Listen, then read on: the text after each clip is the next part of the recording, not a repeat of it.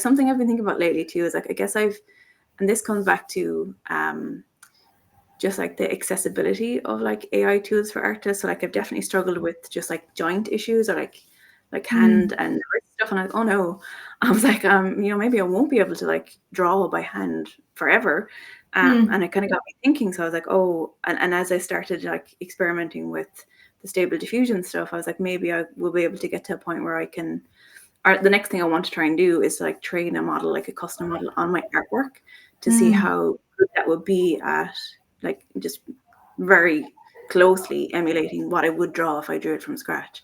That's kind of my next big, I guess, AI experiment, is to see if I could teach an AI model to draw like me, which I guess for a lot of artists seems absolutely terrifying in terms of like other people being able to do that too. But I guess I'm thinking just for me, if it was the equivalent of, okay, if I did draw this concept all the way from the beginning, this is how I would draw it. So that is something that I have thought about for sure. It's very interesting. It's like it is really like intersecting like your interest in the environment and organics with technology. Like it really does seem like a perfect intersection of a combination of both. And it seems very fluid, and it kind of seems right for you to use AI. Like when I saw your AI pieces, they are very recognizable as you. Oh, goody, thanks. Yeah, absolutely. It carries like it's obviously in a different medium, but it carries your narrative perfectly. Yeah. Okay. Well, that makes me happy. Yeah. Thanks for saying that. Yeah. I think it's always a struggle just to like maintain that like creative voice. Yeah. Yes. Yeah, absolutely. Venturing out of your comfort zone. Yeah. Absolutely. And it's important for artists to experiment, I think, as well. Syd is also a photographer, actually. And I had a background when I was in high school. Very similar to yours, I did black and white photography. I guess sparked my interest in like the human figure and female portraits and that kind of thing. And that's obviously led me to where I am now. And I draw women all the time, and I'm interested in the body and shapes and intersection of light and shape play, and that's all come from my background in photography as well. And I guess people probably wouldn't know that, but it's certainly like long road will lead you always to Rome, to the artist that you are. Yeah, I love that. It's always a step-by-step process, right? So you started with photography and then you moved. That's how I did that. I started photography as a hobby, become a professional, and now drawing. Drawing is a new passion, and I don't know where we go in the future. You don't know. With AI technology and the way you describe the new one, I'm really impressed and looking forward to explore that one. Yeah. Like you draw and it just creates it for you. That sounds good. Anyway, I have a question. How did your NFT journey started? What bring you towards NFT? What was the inspiration for you to go in NFT world and create a collection? Yeah, I came in initially purely curious. So I guess I think I kind of had a brief, like a vague awareness of the space, like in early like 2021 or maybe like the end of 2020. But it was definitely like all the messaging and information I saw was quite negative. Like it just made the space feel really like it wouldn't be a fun place for me. So I kind of just pushed it away. And I was like, okay, I know there's something going on over there, but it just doesn't feel very friendly, or for me. And I just kind of ignored it. And then it was like kind of more towards the summer in 2021. And I think, the space was really picking up at that stage. It was just everywhere all the time. But the reason I decided to finally just actually take a peek for myself was because it was somebody that I knew like from real life. Like my background in between all that, I spent a lot of time in design. So like digital design specifically, or like visual digital design or UI design, UX, all that. So I've got like 12 years of that. But in the middle of that, it was kind of like 2021. But somebody I knew from that kind of like creative scene in Dublin, which is where I was living at the time, started posting on her Instagram stories. So like she's Irish NFT gal. Shout out to Niamh. So she was like posting on Instagram, which is where I was spending most of my time then, about her positive experience with the space. And it was enough for me to be like, oh, like maybe it is a bit more welcoming, or like, I was like, I can relate to her in terms of her, like the creative industry. She was a woman, she was Irish. I was like, okay, well, maybe there is room. So that was kind of, it was like through her, really, I credit her with giving me the confidence or the yeah, the little window to the fact that there is other layers in here, there's other niches, other communities within the wider thing, beyond what like mainstream media was saying. So that was my like initial thing, and I was like, okay, I'm gonna have a look. And like she was great. She really kind of introduced me to a lot of people at the start and helped onboard me and like show me around different kind of groups or communities. And I was like immediately in like the like independent one-of-one artist space, which is just a very nice, continues to be one of the best like niches within the entire space, in my biased but I think correct opinion. So yeah, that was my initial introduction, which I think was really positive. And then in terms of like the wider, like the bigger, that was like the hype summer. But like World of Women was the first project that I was like, okay, I'm gonna mint something, which is like my first like generative, like big 10K project. And that was like really like, I remember like the nerves of that and like the excitement of it. But yeah, like that was my introduction to that side of the space. I feel like I kind of nailed it because like on the one-of-one side, the first NFT I bought was from like just this community, I just have to say. So it's like the Hypnose community. So the project is Hypnose. I should know how to pronounce that. Anyway, it's a beautiful project, similar kind of format to what I'm doing for the Foofy. So I definitely took inspiration from it in terms of Girl Who Shivers, who's the artist, Technoveins. Her handle is Girl Who Shivers. She created these one-of-one characters and like dropped them, but they're all in this one collection. So very much like a PFP style collection, one-of-one. So like that was a big inspiration for me. And that was the first NFT that I got. Yeah. And I still feel very connected to that community. They were the first people to make me feel really welcome. So yeah, that was my kind of introduction into collecting, I guess. And I still kind of hadn't thought maybe I can make art here or release or mint stuff. But it also kind of after a couple of months kind of felt like inevitable. I was like, I can't really fully experience this space as a creative person and as an artist and as somebody who had been illustrating just as a hobby, not like commercially or anything. I was like, oh, maybe this is this like perfect convergence of like, you know, art. And there was like, I found plenty of people who were interested in similar art styles to me, and like technology, which has been a long interest of mine, and this community factor, which I think at the beginning, I think we still talk about this concept of community in Web3, but I think externally you don't really get what that means until you're in it. So I was like, oh, this is all coming together now. I'm interested in all those things. I guess my Web2 experience of community was more in terms of like the network I had built, or like through like mentorship. I did a lot of mentorship or like teaching in design. So I was like, oh yeah, there's this other version of this, which feels very connected and very authentic, and very accessible. So yeah, that was my entry into Web3. And it was kind of a couple of months after that I was like, maybe these characters that have been bubbling around, maybe this is the place for them. Absolutely. I think, it definitely led you here for a reason. Your work is just, it absolutely belongs on the blockchain for sure. Yeah, no, this story is good, but I have one more question regarding that. How hard it was to understand Web3, like creating a wallet and those stuff. Because when I was starting, it was really nightmarish for me. I wasn't getting anything, and there was no such help available back in 2021. Yeah. Maybe there was, but it wasn't coming towards me. So, how was your experience from transferring from Web2 to Web3 with all the new technology? It was, I feel like in retrospect, I feel like I was definitely overwhelmed. Like, I think if I didn't have, so like, again, like I've mentioned Neve, like she definitely helped in terms of pointing me, you know, like even just to communicate. Okay, there's all sorts of wallets you can set up. Use MetaMask because that's what most of the platforms are using.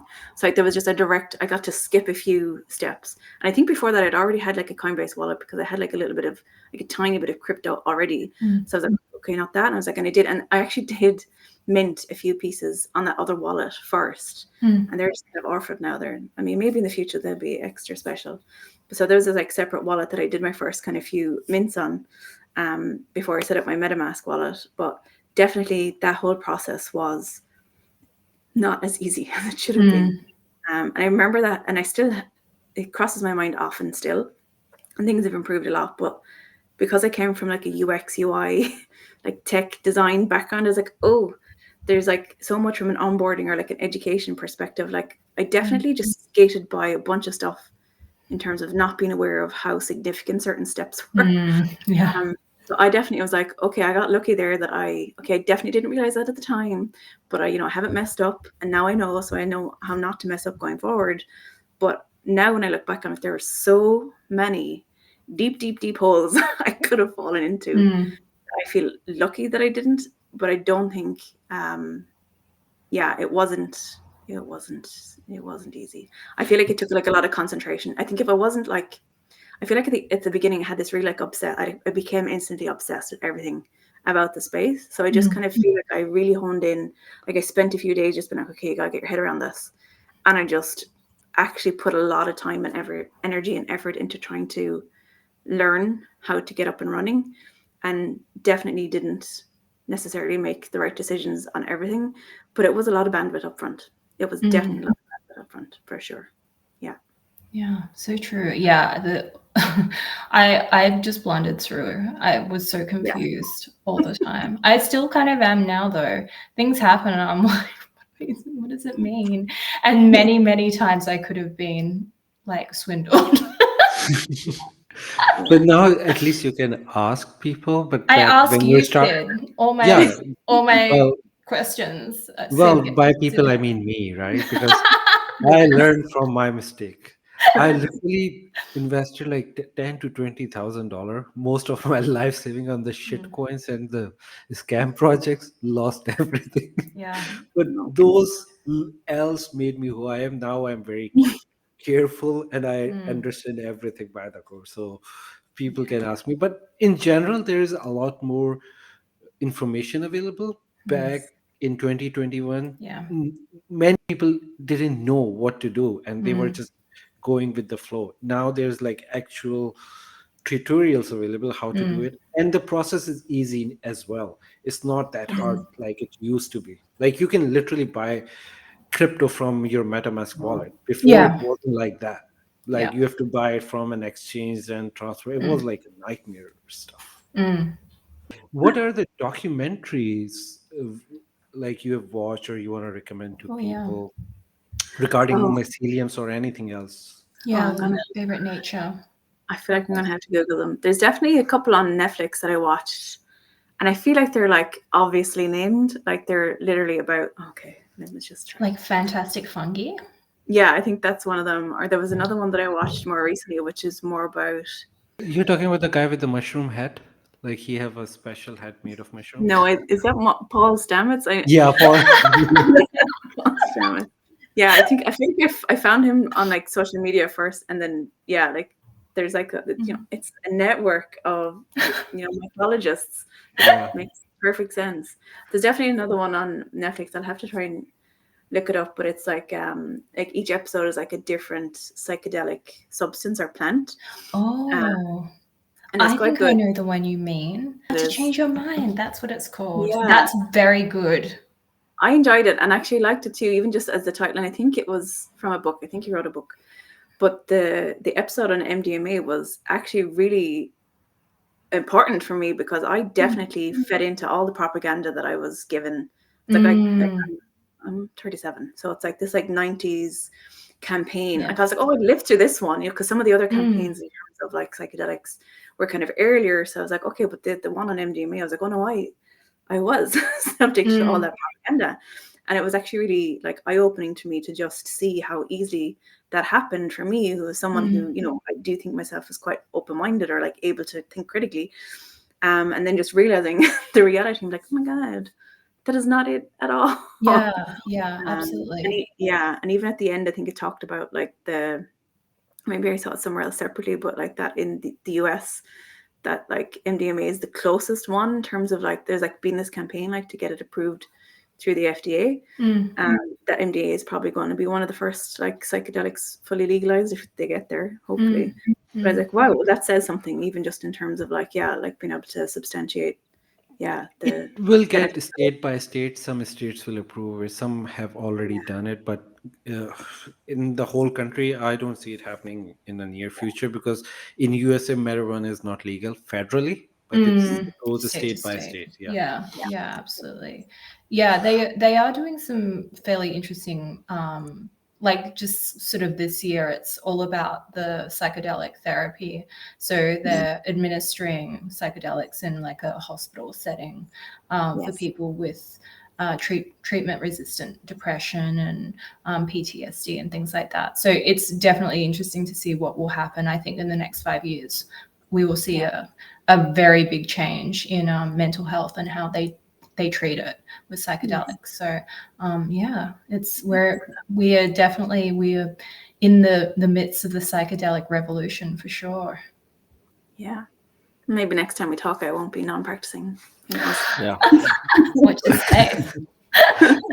Also, just a disclaimer, like people need to be very careful. Like, know what you're doing. If you don't know, don't try it, because it's a very different and very dangerous road you're taking. So know first what you're doing, especially if you're taking the chemical ones. If you're taking mushrooms, chances of survival are very good. But with MDMA, it's not just like the MDMA as a drug, but the people who are making, do not trust them. They can put anything in there and make it poisonous. This is what happened back in the 90s when the propaganda started. They deliberately put stuff in there to kill the hippie movement. And then they just started the propaganda. And then there are people who are bad people who want to make money out of it. So they put, they corner cut it. So just be careful with the chemical drugs. I personally say don't even try it. Just go, like, do whatever you want. I will never recommend that. But yeah, mushrooms is a natural growing thing. So it's our legal right. Nobody can take it away like the mushrooms from us, because it's a naturally growing It's thing. nature's medicine.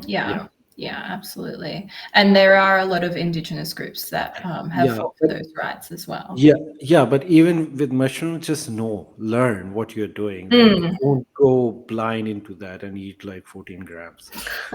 Unlike Syd. Yeah. Don't do what Syd does. All right, that's awesome. Thank you so much. You've been so informative and charming and educational. I really appreciate you spending your time with us. Yeah, I mean, I will take the opportunity to gush about things I'm interested in anytime. No, I absolutely loved it. It was such a different perspective, because often when we get artists on, they talk about their use of psychedelics, but they don't really go deep dive into like the mycelium network, which is a point of interest very much for Syd and I as well, how nature communicates and all of that. So yeah, we appreciated your time today and having you on. Thanks for having me. It was fun. It was a pleasure talking to you. And hopefully we will have you back when you have more updates. We will have you back and we'll want to know what's next for you and your project. Absolutely. Yeah, that'd be awesome. Yeah. Thanks so much. Have a lovely rest of your day and your weekend. Likewise. Thanks. Bye. Bye. Bye-bye.